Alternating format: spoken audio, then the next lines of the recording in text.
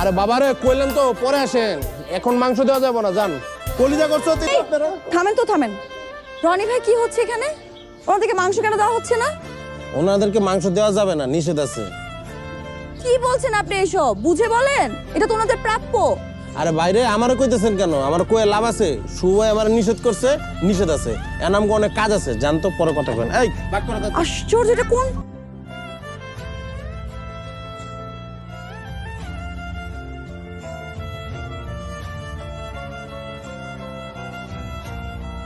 আপনি নাকি গরিবদেরকে মাংস দিতে মানা করে দিয়েছেন, নিষেধ করেছেন আপনি? কারণ কি? কারণটা খুব সোজা। সে সহজ কারণটাই কি? প্রতি বছর আমরা কোরবানি কেন দেই? যেন গরিব লোকেরা, যাদের সারা বছর মাংস খাওয়ার সৌভাগ্য হয় না, তাদের জন্য একটু মাংসের ব্যবস্থা করে দেওয়া, রাইট? এখন এগুলা রান্না করার জন্য কি কি লাগে? তেল, মরিচ, নুন, মশলা আর অনেক কিছু।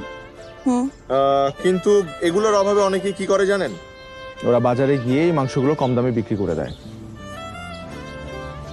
হ্যাঁ, আমাদের ঢাকাতেও করে। এখানেও হয়।